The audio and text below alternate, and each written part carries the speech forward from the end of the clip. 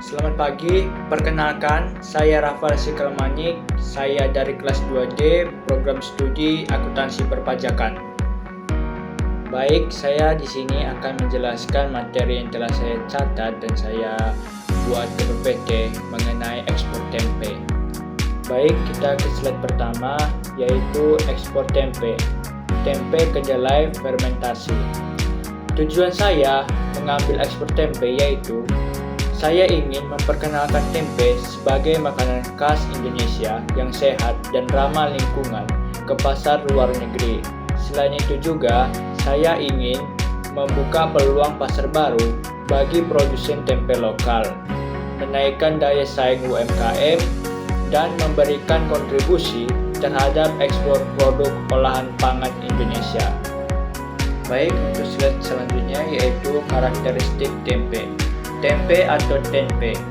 Tempe merupakan makanan yang berbuah biji kedelai atau beberapa bahan lain yang diproses melalui fermentasi dari apa yang secara umum dikenal sebagai ragi tempe. Lewat proses fermentasi ini, biji kedelai mengalami proses penguraian menjadi senyawa sederhana sehingga mudah dicerna. Berikut adalah beberapa poin penting tentang tempe. 1. Fermentasi. Tempe dibuat melalui proses fermentasi yang menggunakan kapak Rhizopus yang mengubah kedelai menjadi produk yang lebih mudah dicerna dan kaya nutrisi. 2. Bahan baku. Meskipun umumnya terbuat dari kedelai, tempe juga bisa dibuat dari bahan lain seperti kacang-kacangan lainnya. 3. Nutrisi. Tempe kaya akan protein, vitamin, dan mineral, dan merupakan sumber protein nabati yang baik. 4. Asal-usul. Tempe adalah makanan tradisional Indonesia, khususnya dari Jawa. 5. Manfaat. Selain bergizi, tempe juga memiliki manfaat kesehatan, termasuk meningkatkan kesehatan khusus. 6. Istilah. Kata tempe diperkirakan berasal dari bahasa Jawa kuno, yaitu tumpi, yang merujuk pada makanan berwarna putih. Nah, menurut data yang saya ambil, pada tahun 2022, Indonesia mengekspor tempe tembus mencapai nilai 1,62 juta dolar dengan volume 533,97 ton. Dan pada tahun 2023 mencapai 2,43 juta, naik 5% dibandingkan tahun sebelumnya. Slide selanjutnya ada harmonisasi sistem 2106997 tempe. Ini merupakan kode HS yang ada di BTKI Bea Cukai. Negara tujuan ekspor atau NTE adalah Amerika Serikat atau USA. Berdasarkan data trademark tahun 2023, nilai impor produk kedelai olahan termasuk tempe ke Amerika Serikat menempati urutan tertinggi dibandingkan dengan negara lainnya dengan estimasi nilai lebih dari 600.000 dolar untuk kategori makanan fermentasi nabati. Di sisi lainnya, ada tabel tentang list of improvement for the select produk tim 2024 produk 2106 Food Verification Next. Ini merupakan tabel yang dimana ada negara-negara tujuan ekspor tempe. Ada Amerika, China, Jerman, Kanada, Inggris, dan lain-lainnya. Tabel ini merupakan data produk HS kode 2106 produk makanan olahan pangan. Di sini saya yang mengambil contoh olahan makanan pangan adalah tempe. Untuk slide selanjutnya ada spesifikasi ekspor tempe. Yang pertama, jenis kedelai GMO free atau not genetical modified organism. Kedua, bentuk blok padat solid block atau irisan sludge. Ketiga, warna putih keabu-abuan tidak berlendir. Keempat, kelembapan maksimal 60%. Kelima, kebersihan, bebas jamur dan kontaminan asing. Keenam, kemasan, vakum, plastik, food grade, dalam karton berisolasi. Ketujuh, kapasitas kontainer, lebih dari 15 ton per kontainer, 40 feet, tergantung metode pengemasan beku. Ke-8, umur simpanan, 6 bulan dalam suhu minus 18 derajat Celcius. Kemudian slide selanjutnya itu ada persyaratan yang harus dipenuhi dalam kita mengekspor tempe dan juga produk lainnya, yaitu yang pertama ada persyaratan dalam negeri dan juga persyaratan luar negeri. Satu, persyaratan dalam negeri. Yang pertama ada pemberitahuan impor pangan dan izin impor. Kedua, dokumen pendukung ekspor seperti invoice, bill of lading, certificate of origin, packing list, dan shipping instruksi. Ketiga, pendaftaran FDA atau Food and Drug Administration (AS). Keempat, sertifikat USDA jika organik. Kelima, pelabelan pangan sesuai peraturan Makan Gizi. Keenam, sertifikasi HACCP dan GMP atau Good Manufacturing Practice. Ketujuh, Undang-Undang Modernisasi Keamanan Pangan Standar atau FSMA. Delapan, penerapan standar produsen, penelusuran dan penarikan kembali. Selanjutnya yang kedua, persyaratan luar negeri. Yang pertama ada surat izin usaha perdagangan atau SIUP.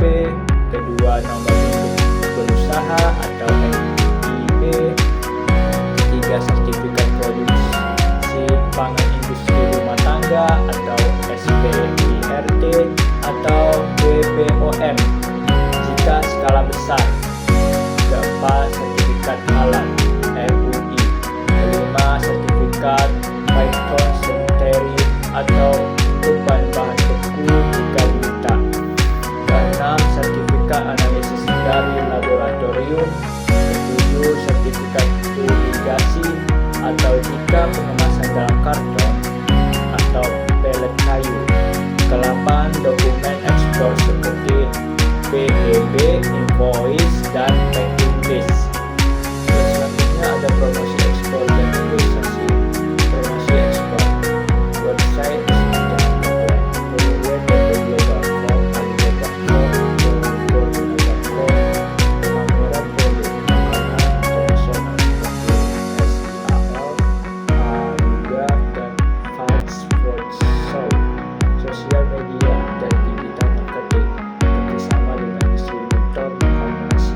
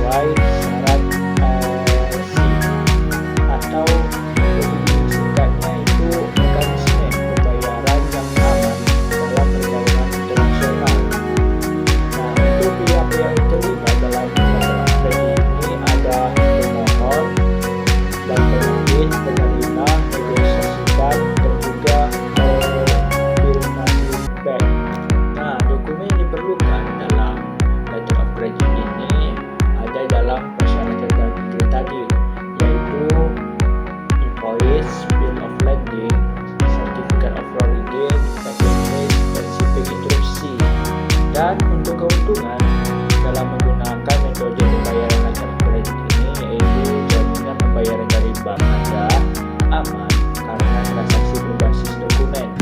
Untuk resikonya yaitu proses rumit dan mahal, harus teliti dalam menyiapkan dokumen dan kerjasama dengan pihak bank.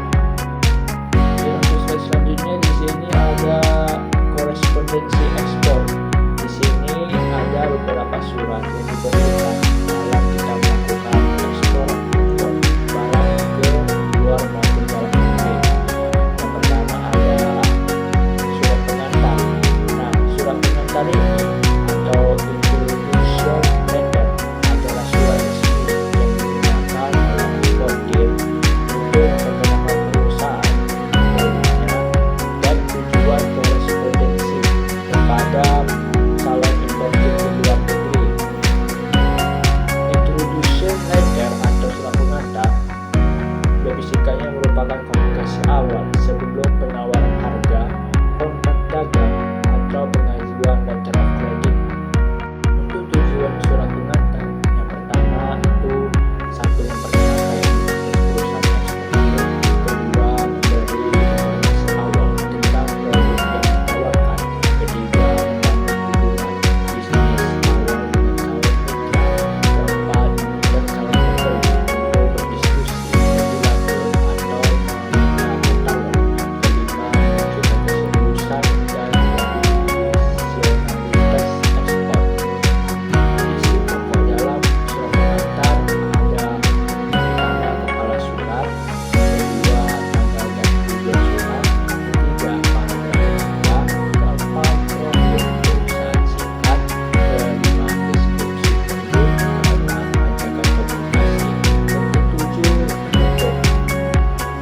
Nah, untuk manfaat surat pengantar ini dalam ekspor, yang pertama menarik perhatian awal pembeli, kedua membuat citra profesional, ketiga sebagai dasar tindak lanjut, keempat memperjelas tujuan ekspor.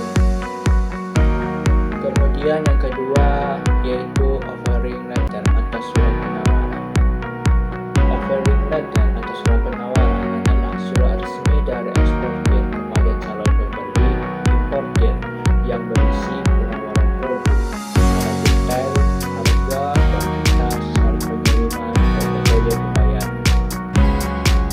Tujuan offering letter atau surat penawaran ini yaitu untuk menyampaikan penawaran produk secara resmi, memberikan informasi harga dan syarat penjualan, mengajak calon pembeli untuk melakukan transaksi, menciptakan dasar keputusan dalam eksportir, dan sebagai bukti korespondensi awal. Nah, untuk isi dari offering letter ini yaitu ada kopi surat, tanda surat, nama dan alamat penerima, pembuka, deskripsi produk, harga dan kuantitas, syarat penyerahan, waktu pengiriman, metode pembayaran, penutup, dan tanda tangan. Nah, untuk manfaat offering letter atau surat penawaran ini dalam ekspor yaitu dokumen resmi penawaran, dasar negosiasi kontrak, dapat digunakan untuk letter of credit dan invoice, memberikan penjelasan kepada pembeli. Dan selanjutnya korespondensi ekspor. Ketiga, negosiasi. Ada biaya produksi, pungutan negara, biaya promosi, dan juga biaya operasional. Ketiga, sales kontrak atau surat perjanjian.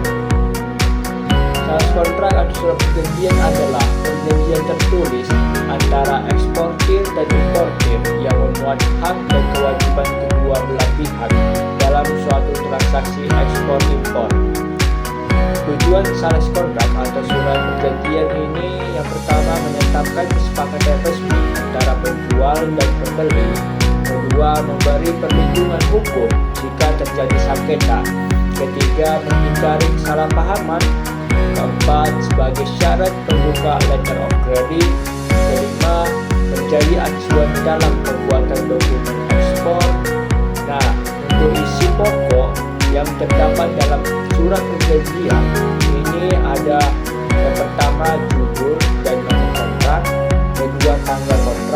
ketiga, pihak-pihak yang terlibat. Keempat, deskripsi barang. Kelima, kuantitas dan harga. Keenam, total nilai kontrak. Ketujuh, syarat penyerahan. Ke-8, waktu pengiriman. Ke-9, syarat pembayaran. Ke-10, kemasan dan labeling. Ke-11, asuransi jika ada. Ke-12, klaim dan penyelesaian sengketa. 13, lain-lain. 14, tanda tangan dan cap. Manfaat dalam sales kontrak ini yaitu perlindungan hukum, panduan pengiriman, syarat pembukaan antara kredit, bukti sah transaksi. Oke, sekian dari hasil presentasi singkat saya. Jika ada kesalahan dalam perkataan, saya minta maaf. Saya akhiri, sekian, terima kasih.